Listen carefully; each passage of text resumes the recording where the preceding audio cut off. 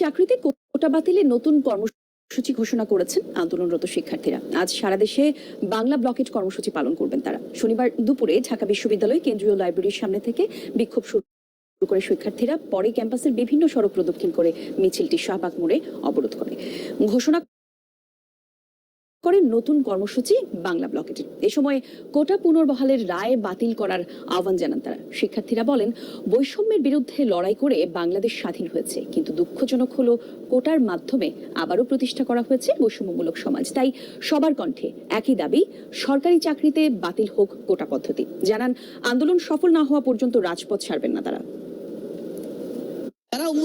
উচ্চ পর্যায়ের লোকজন তাদের ছেলেমেয়েরাই উচ্চ পর্যায়ে চাকরি নিতে পারছে, কিন্তু আমাদের কৃষক শ্রমিকরা এসব কোনো সুযোগ সুবিধা পাচ্ছে না। রাজপথ চাইলে সবকিছু সম্ভব। 69-এ সম্ভব হয়েছে, 52-তে সম্ভব হয়েছে, 24-এ সম্ভব হবে। আমরা আসলে পুরোটাই কোটার বিরুদ্ধে। এখন মুক্তিযুদ্ধ যারা করছে তাদের অবশ্যই কোনো কি আমাদের মুক্তিযোদ্ধাদের জন্য যে কোটা, সেটা বাতিল করতে হবে, নারীদের কোটা বাতিল করতে হবে, অমক সমক, সেটা কিন্তু একবার বাতিল করা হয়েছিল, কিন্তু ফলাফলটা কি?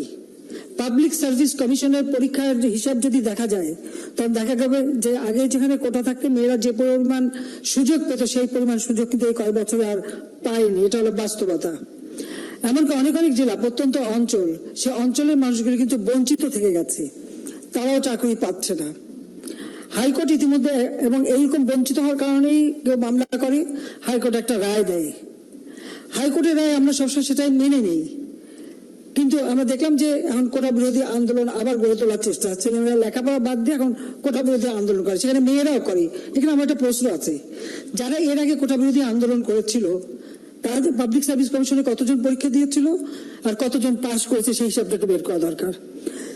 তারা দেখাক যে পরীক্ষা দিয়ে তারা বেশি পাস করেছিল, মেয়েরা বেশি পাস করে বেশি চাকরি পেয়েছে কিনা, সেটাকে তারা প্রমাণ করুক। আর হাইকোর্টের রায়, এটার বিরুদ্ধে এভাবে আন্দোলন করা, এটা তো সাবজুডিস। কারণ আমরা সরকার থেকে কিন্তু এভাবে কোনো কথা বলতে পারি না, কারণ হাইকোর্ট রায় দিলে সেখানে হাইকোর্ট থেকে আবার আসতে হবে। কিন্তু আজকে আন্দোলনের নামে যেটা আবার করা হচ্ছে, পড়াশোনার সময় নষ্ট করা, এটারও কোনো যৌক্তিকতা আছে বলে আমি মনে করি না। সার্বজনীন পেনশন স্কিম আমরা দিয়েছি, এটা সকলের জন্য। এটা আমাদের নির্বাচনী ইস্তাহারে ছিল, 2008-এর নির্বাচনী ইস্তাহারে আমরা করতে পেরেছি। শুধুমাত্র সরকারি চাকরিজীবী তারাই পেনশন পায়, আর বাকিরা বঞ্চিত থাকে। কাজে কেউ যাতে বঞ্চিত না থাকে, সেই জন্য কিন্তু বিভিন্ন স্তর ভেদে আমাদের এই সার্বজনীন পেনশনের ব্যবস্থা করা আছে। আমি মনে করি আমাদের যুব মহিলা লীগের যারা মেয়েরা, প্রত্যেকে কিন্তু নিজেরা এই সার্বজনীন পেনশন স্কিমে যুক্ত হতে পারে নিজেদের একটা ভবিষ্যতে। যখন মানুষ বয়স্ক হয়ে যাবে বা কর্মক্ষম মতো থাকবে, তখন কিন্তু একটা নিশ্চিত একটা অর্থ প্রাপ্তির সুযোগ আছে, জীবন জীবিকা চালাবার একটা সুযোগ আছে, এবং সেটা একেবারে নিম্ন স্তরের যারা, তাদের জন্য কিন্তু আমরা বিশেষ প্রণোদনা দিয়েছি। যারা আমার একেবারে কিছুই করতে পারে না, খুব অল্প টাকা কামাই করতে পারে, তারা যদি 500 টাকা রাখে, তো সরকারের পক্ষ থেকে তাদের জন্য আরো 500 টাকা দিয়ে তারাও এর জন্য একটা ভালোভাবে পেনশন পায় একটা বয়সকালে, এবং এটা কিন্তু আজীবন পাবে। কাজে আমি মনে করি আমাদের রাজনীতির সাথে যারা জড়িত তাদের সকলেরই এই সার্বজনীন পেনশন স্কিমে ঢোকা দরকার। তাহলে অন্তত একটা জীবনের একটা নিশ্চয়তা পাওয়া যাবে, অন্তত বৃদ্ধ বয়সে কারো মুখাপেক্ষি হয়ে থাকতে হবে না, ছেলের ঘাড়ে বোঝা হবে না, মেয়ের ঘাড়ে বোঝা হবে না, নিজেটা নিজে করে খেতে পারবে, সেই ব্যবস্থাটা করা।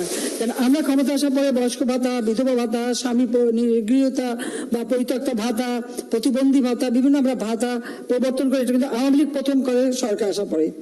আমরা চাই যে দেশের মানুষ অন্তত একটু ভালোভাবে বাঁচুক। আজকে যারা ভূমিহীন, গৃহহীন, তাদেরকে আমরা ঘর করে দিচ্ছি বিনা পয়সায়, আর সেই ঘরের মালিকানায় মেয়েদের অগ্রাধিকার।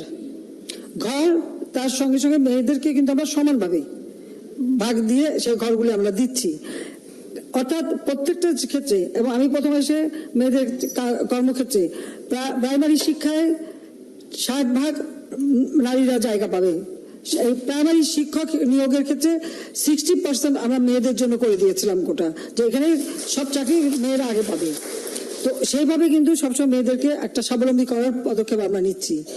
শিক্ষায় দীক্ষায় যে সুযোগ, বিনা পয়সা বই দিচ্ছি বা আমরা যে স্টাইপেন্ড দিচ্ছি, তার ফলে এবং গবেষণার জন্য টাকা দিচ্ছি, উচ্চ গবেষণায়ও সেখানে আমাদের মহিলারা কিন্তু খুব ভালো করতেছে। মানে নারী সমাজ অনেক ভালো, আমি দেখি যে তাদের দক্ষতার পরিচয় পাওয়া যাচ্ছে। ফ্রিল্যান্সিং এর ব্যবস্থা করে দিয়েছে, ফ্রি, যারা নিজেরা ঘরে বসে অনেক কাজ করে আবার দেশে বিদেশে কাজ করে অর্থ উপার্জন করতে পারে বা অনলাইনে কেনা বেচা ব্যবসা বাণিজ্যও করতে পারে, সেই সুযোগটাও আমরা করেছি। ডিজিটাল বাংলাদেশের সেই সুযোগটা যেন আরো ভালোভাবে আর্থ সামাজিক উন্নয়নের জন্য যেন কাজে লাগে, সেই সুযোগটাই কিন্তু আমরা সৃষ্টি করে দিয়েছি। ভারতের অনুমতি নিয়ে প্রধানমন্ত্রীকে চীনে যেতে হয় রিজভী। বিএনপির সিনিয়র যুগ্ম মহাসচিব রুহুল কবির রিজভী বলেছেন, প্রধানমন্ত্রী চীন সফরে যাচ্ছে ভিক্ষার ঝুলি নিয়ে। $20 বিলিয়ন তিনি চাচ্ছেন, আর চীনে যাওয়ার জন্য উনাকে অনুমতি নিতে হয়েছে। আওয়ামী লীগের মন্ত্রীরা বলেছেন, শেখ হাসিনা চীনে যাচ্ছে, তাতে ভারতের কোনো আপত্তি নেই। প্রধানমন্ত্রী চীনে যেতে ভারতের সার্টিফিকেট নিতে হয়, তাহলে কোথায় আজ স্বাধীনতা? বিএনপির চেয়ারপারসন বেগম খালেদা জিয়া, শ্রমিক দল নেতা সুমন ভূঁইয়া সহ নেতাকর্মীদের মুক্তির দাবিতে বিক্ষোভ মিছিল শেষে তিনি এসব কথা বলেন। রুহুল কবির রিজভী নেতৃত্ব শ্রমিক দল ঢাকা মহানগরের আয়োজনে বিক্ষোভ মিছিলটি নয়াপল্টন থেকে শুরু করে কাকরাইল ফকিরাপুল মোড় হয়ে আবার নয়াপল্টনে এসেছে। রিজভী বলেন, যে স্বাধীনতার পতাকা এদেশের মুক্তিযোদ্ধারা নিজেদের রক্ত দিয়ে অর্জন করেছিল, সেটা আজ কোথায়? 30 লক্ষ মা বোনদের ইজ্জতের বিনিময়ে দেশে স্বাধীনতা অর্জন করেছিলাম, সেটা আজ কোথায়? আজকে ভারতের অনুমতি নিয়ে শেখ হাসিনা চীনে যেতে হয়।